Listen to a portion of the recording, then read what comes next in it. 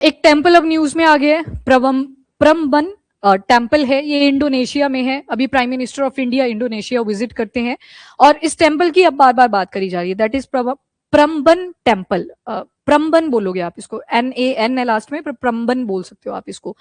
अब देखो, जब साउथ ईस्ट एशिया आप जाएंगे, यहाँ पे इंडिया वाला पार्ट आ गया, ये म्यांमार का आपको टिप दिख रहा है, यहाँ पे आपका इंडोनेशिया वाला पार्ट शुरू हो जाता है। यहीं पे ये जावा का सेंट्रल पार्ट आ गया और इसी के बिल्कुल सेंटर में एक लोकेशन है योग्याकार्ता।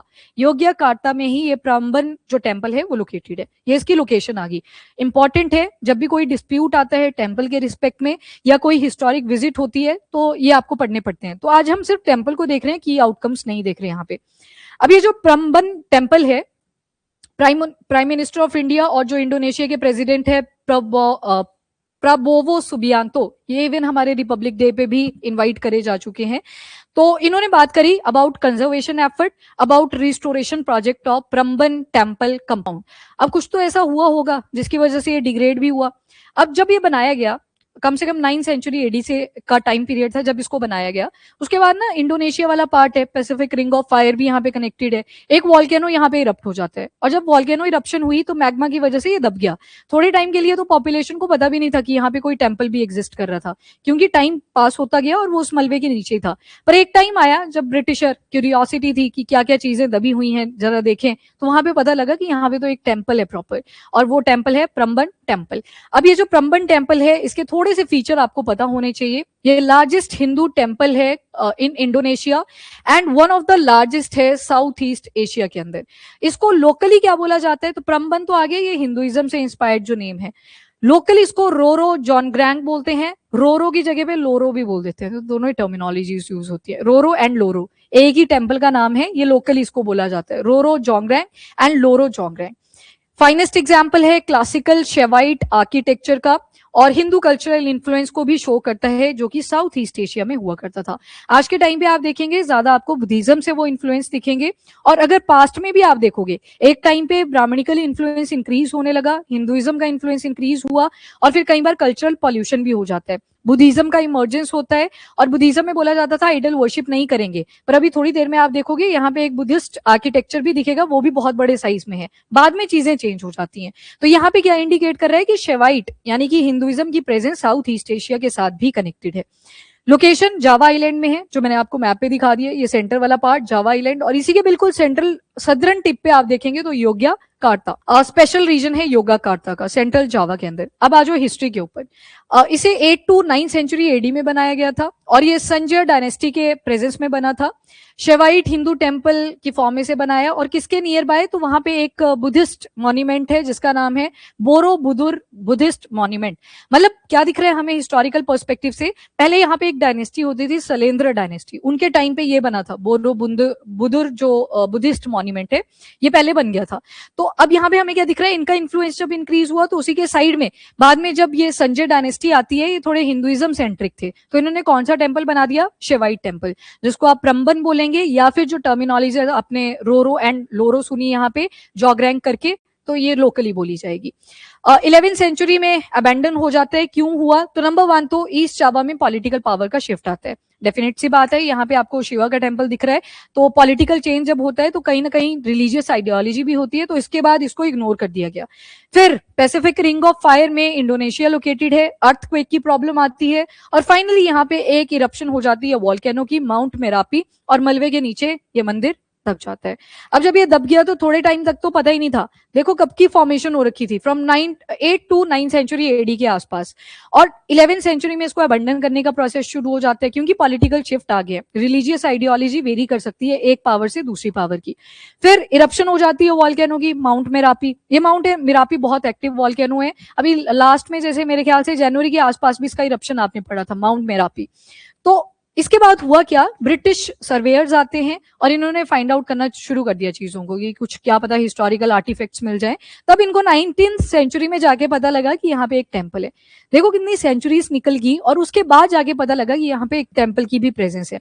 साइंटिफिक रेस्टोरेशन इसकी 1918 में होती है, और 1991 में इसे यूनेस्को वर्ल्ड हेरिटेज साइट का स्टेटस भी दिया हुआ है। नाउ ये वाला थोड़ा सा इंपॉर्टेंट होता है, क्योंकि जितनी भी वर्ल्ड हेरिटेज साइट है, एक तो आपके इंडिया की और इवन फॉरेन कंट्रीज की जहां पे या तो विजिट हुई होती है हमारी या रिसेंटली एडेड होता है, उस पर सवाल बन जाते हैं। तो प्रम्बन टेम्पल जो है ये यूनेस्को वर्ल्ड हेरिटेज साइट में भी इंक्लूड हुआ इन 1991। इसे नेशनल कल्चरल प्रॉपर्टी भी बोला गया है इंडोनेशिया की फ्रॉम 1998। मतलब इसकी कंजर्वेशन रेस्टोरेशन के ऊपर पहले से फोकस चल रहा है। इसके बाद आते हैं इसके आर्किटेक्चरल फीचर के ऊपर। टेम्पल के जितने भी आर्किटेक्चर होते हैं, अगर आप नॉर्थ वाली साइड में जाओगे वहां पे आपको नगर स्टाइल में टेम्पल का स्ट्रक्चर मिलता है, मतलब टेम्पल के ऊपर एक बड़ा सा शिखर बना होता है।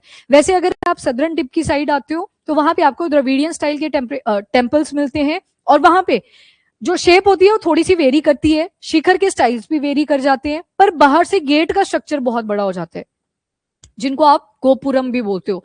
साउथ इंडियन मूवीज देखी होंगी, जैसे मंदिर जाती है पूरी फैमिली और वहां पे अब लड़ाई होनी थी, पीछे गाड़ी में बैठ के आता है गुंडे की पूरी टोली, और उसके बाद जब वो अंदर जाते हैं बड़ा सा गेट ओपन होता है, वही गोपुरम है। पर नॉर्थ वाले टेम्पल्स में आप देखें तो वहां पे आपको गोपुरम वाला फीचर नहीं मिलता है, या तो खाली होता है, कंपाउंड वॉल कई बार दी भी होती है, नहीं भी दी होती है, बट गेट जो होता है वो छोटा होता है, टेम्पल ज्यादा बड़ा साइज का होता है। तो ये डिफरेंसेस आते हैं लोकेशन के बेसिस पे।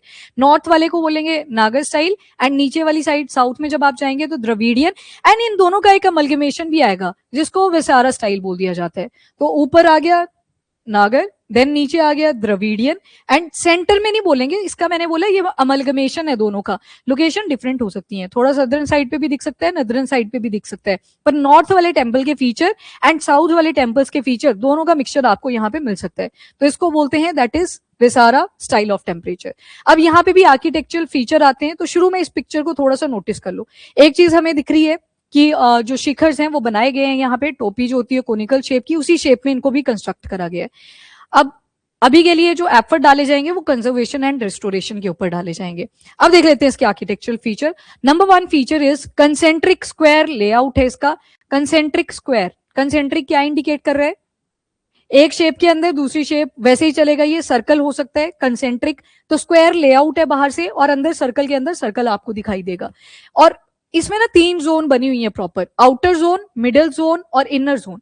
मतलब वो जो बना है ना एरिया पूरा कंसेंट्रिक फॉर्म में, बाहर वाली जोन में बड़ा सा कोर्टयार्ड है और वुडन स्ट्रक्चर का इसको बनाया है, साइड साइड में वुड लगी हुई है। मिडिल जोन में परवेरा टेम्पल्स इंक्लूडेड हैं, मतलब छोटे छोटे जो श्राइन टेम्पल्स होते हैं। कई बार आपने देखा होगा एक बड़ा सा टेम्पल होता है, उसके साइड में सब्सिडरी टेम्पल भी बना होता है, छोटा सा टेम्पल होगा पर मेन बिल्डिंग के बाहर बना दिया जाता है, तो उन्हीं को परवेरा टेम्पल्स बोला जाता है। छोटे होते हैं, गार्जियन या फिर श्राइन टेम्पल भी इनको बोल देते हैं। अराउंड 224 गार्जियन श्राइन्स आपको दिखेंगी इसमें। अब इस पिक्चर को अगर आप नोट करोगे दिख रही है यहाँ पे, डन। तो ये जो छोटे वाले स्ट्रक्चर्स हैं ये सारे आ जाएंगे यहाँ पर। तो ये तो आ गया, that is about first feature जो कि आउटर जोन में और मिडिल जोन में हमने देखा। थर्ड आ जाएगा इनर जोन। इनर जोन मतलब जो सेक्रेड प्लेटफॉर्म होगा, जहां पे एक्चुअल में मेन टेम्पल है, जहां पे देती होंगे, गर्भागृह बना होगा। गर्भागृह सेंक्टम सेंक्टोरम भी से बोलते हैं, जहां पे एक्चुअल में मेन देती को प्लेस करा जाता है, दैट इज गर्भागृह। त्रिमूर्ति टेम्पल कहीं ना कहीं त्रिमूर्ति को रिप्रेजेंट कर रहा है, यानी कि हिंदू ट्राइनिटी, ब्रह्मा, विष्णु एंड महेश। शिवा टेम्पल है, 47 मीटर की हाइट है, सेंट्रल और टॉलेस्ट टेम्पल है, शिवा महादेवा के लिए ये हाउस माना जाता है। ब्रह्मा टेम्पल भी बोल देते हैं क्योंकि नॉर्थ जो इसके नॉर्थ में है शिवा के टेम्पल के। विष्णु टेम्पल जो कि शिवा टेम्पल के साउथ वाली साइड पे आ जाएगा, लोकेशन के हिसाब से बोल दिया। ब्रह्मा, विष्णु, महेश ट्राइनिटी को यहाँ पे रिप्रेजेंट करा है। देन वाहना टेम्पल, वाहन क्या होता है? व्हीकल, कुछ ना कुछ व्हीकल भी यूज करा जाता था, तो नंदी आ गया व्हीकल ऑफ शिवा, हंसा आ गया vehicle of Brahma, and Garuda आ गया व्हीकल ऑफ विष्णु। अब स्कल्पचर्स की अगर बात करें तो बेस रिलीफ्स यहाँ पे मिलेंगे ना। बेस रिलीफ क्या होते हैं? जैसे ये दीवार है, दीवार के ऊपर यहाँ पे कुछ ना कुछ स्टिकर्स लगे हुए हैं, पर जब आप टच करोगे आपको ये प्लेन लगेगा। पर बेस रिलीफ का मतलब होता है थोड़ी सी बाहर को कार्विंग्स आती हैं, मतलब आपको फील होंगी जो शेप्स वहां पे बनाई गई होंगी। तो ये जो स्कल्पचर्स हैं ये रामायण या भगवत पुराण से भी पिक करे गए हैं। बाकी इंडोनेशिया या फिर जापानीज वर्जन ऑफ एपिक्स, उनका जो फॉर्म है ना, जैसे पहले भी इंडोनेशिया ने रामायण का अपना वर्जन दिखाया था जब हमारे डेलीगेट इंडिया से इंडोनेशिया गए थे, तो उनके थोड़े से डिफरेंट स्टाइल में ये चलती हैं चीजें, तो उसी फॉर्म में ये स्कल्पचर भी बनाए गए हैं टेम्पल्स के ऊपर। देन कंस्ट्रक्शन टेक्निक अगर देखें तो ड्राई इंटरलॉकिंग स्टोन मेशनरी को यूज करा गया है, मतलब मोर्टार और सीमेंट के बिना ही इसको कंस्ट्रक्ट करा गया था, एंड स्टोन्स का मेन यूज था ताकि स्टेबिलिटी रहे। क्यों रहे स्टेबिलिटी? क्योंकि इंडोनेशिया में अर्थक्वेक की प्रॉब्लम भी रहती है, तो इसको उसी टेक्निक के हिसाब से बनाया गया था, मोर्टार वगैरह यूज नहीं करा गया था, फ्लेक्सिबिलिटी मिल सके फ्रॉम अर्थक्वेक्स।